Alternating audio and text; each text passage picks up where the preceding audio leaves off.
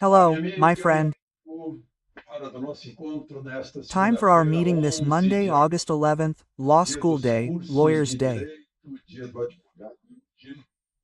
I can only imagine how much law schools and lawyers are suffering when reading the Constitution and comparing it to what's been applied in the Supreme Court, right? Since Gilma's trial, right? And then it's worsening 6 years ago when the fake news investigation began and everything else we're seeing. Well, I'm in Porto Alegre.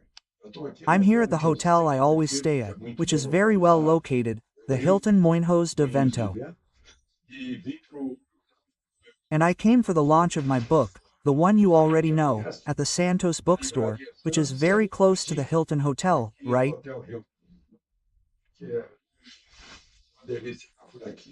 It's a little chilly, right? But we feel welcome. Well, remember to subscribe and leave a like or dislike at the end. So, let's get to today's conversation.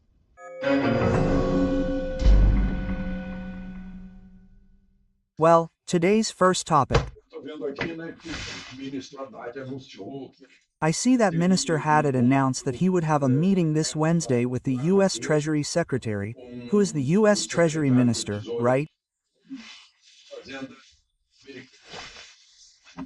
His name is Scott Bessent. Bessent. Now Dad has been told there's no schedule for him. I even suspect the Treasury Department is because they're the ones handling the application of the Magnitsky Act, right? Maybe they're listening to Eduardo Bolsonaro and Paulo Figueiredo, who are called to Washington for talks. That could be it. But Minister Haddad was furious, saying it was right-wing pressure that prevented him from talking to his boss, the minister, right, the U.S. Treasury Secretary. Yes, because the Treasury Secretary is also in favor of the 50% tariff, which started right around the corner, right, and is already being implemented in Brazil. But what's the reason, right?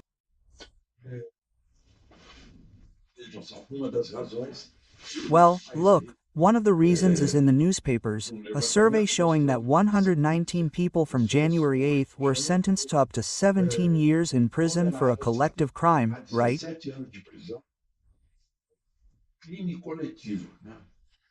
That crowd that went to the Three Powers Square and many invaded the headquarters of the Three Powers. Well, 20 people were sentenced to 14 years, 10 people to 17 years, 8 to 13 years. My God, these are sentences for murderers, right? One was sentenced 12 years ago, then 70 people to 1 year. This is exchanged for community service, something like that, not a closed regime. But they've already served closed regime, certainly 8 to 2 years, right? Well, for not obeying the ankle bracelet, right? Oh, right. So I see something here about justice and revenge.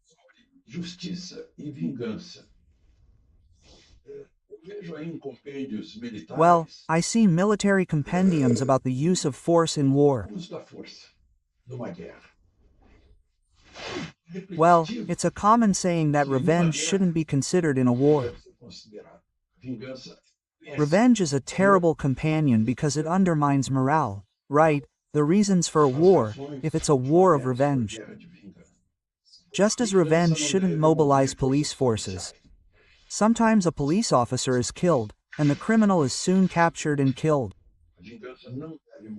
Revenge shouldn't mobilize police forces, those who use force in the name of the state, right? Now, much less justice.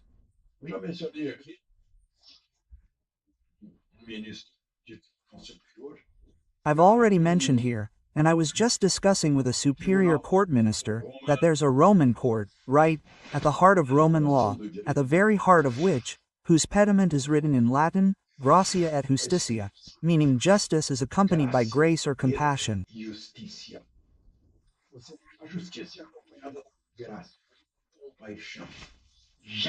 Never, never by revenge. And we see many acts there as if they were vengeful. And do you know why? Because the victim himself is the one investigating, right? The one accusing, the one denouncing, and the one judging. That's not justice, that's revenge. When it's the victim themselves, they can never be the judge, they can never be the investigator. They completely lose their impartiality, right? Well, but the problem is that the Chief Justice of the Supreme Court himself, Justice Barroso, has made several statements showing that the Supreme Court is no longer a department for enforcing the Constitution. The Constitution says it is. The Supreme Court is the guardian of the Constitution. So, here are Justice Barroso's statements, right? An active, independent court was necessary to prevent the collapse of institutions. This is what he said when he left office. The first one was the suspension of visas, if I'm not mistaken, the suspension of visas as an active court. The public prosecutor's office is the one that is active, the police must be active, right? But not the judiciary. I'm saying this on law school day, right? And a little earlier, in July, if I'm not mistaken, July 5, 2023, he said, the judiciary in Brazil is undergoing a dizzying process of institutional ascension.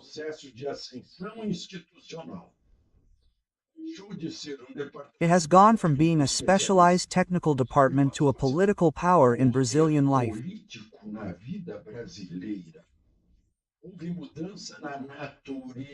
There has been a change in the nature, role, visibility, and expectations regarding the judiciary.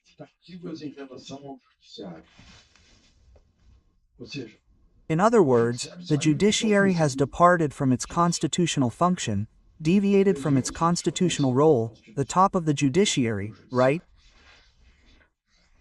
Well, although Minister Fux, right from his inauguration as Chief Justice of the Supreme Court, he said no, political issues must be decided in the political arena, in the political plenaries, which is the National Congress.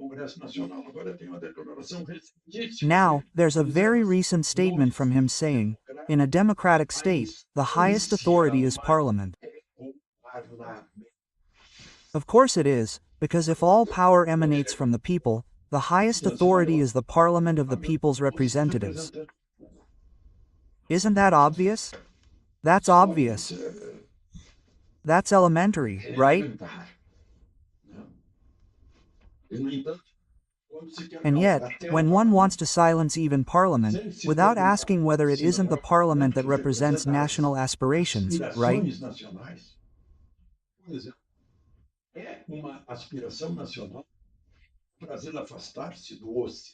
For example, it is a national aspiration for Brazil to distance itself from the West where it is, from Western culture that is based on a. Judeo-Christian civilization, Greek philosophy, Roman law.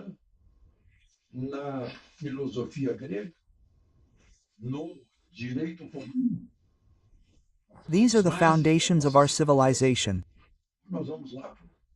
Or we go to Confucius, to the other side of the world. That's what the Brazilian head of state is promoting, bringing with him his diplomacy in the division of the world.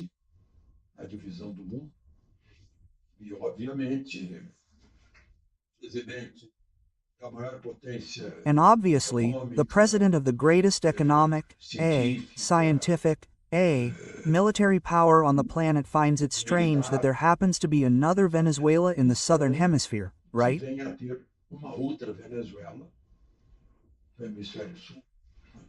Surely he wouldn't want that.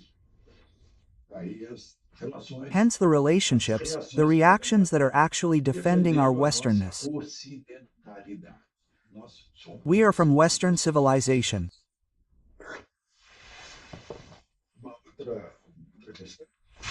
Well, another issue I wanted to address is, look, we're talking about Trump. Let's finish. I just talked about Trump. You guys, I already said here yesterday, Trump achieved peace after 30 years of war between Armenia and Azerbaijan. Azerbaijan, where is Baku? Those who study World War II know very well the importance of the Baku oil fields, right? Well, 30 years of war, Trump mediated, took the two heads of state to the White House, and there they sealed the peace. And the symbol of this peace is a road, see, called a trip. It's a pun, right? Because trip is a trip. Trip means Trump Road for international peace and prosperity. It's the road, Trump's road to peace and prosperity, which will be managed by an American company.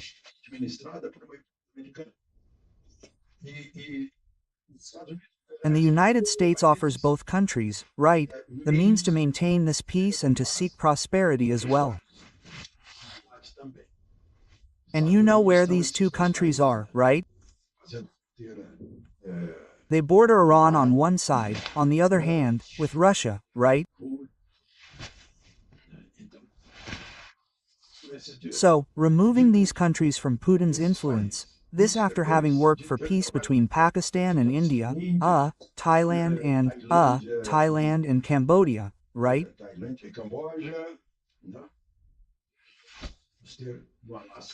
And now we're going to have in Alaska, on the 15th or starting on the 15th, a meeting between Putin and Trump, right? And the leaders who benefited from this peace are there, trying to nominate Trump for the Nobel Peace Prize. Will he achieve peace here in Brazil too? Peace means obedience to the law, not to men. The highest law is called the Constitution. From Porto Alegre, Alexandre Garcia.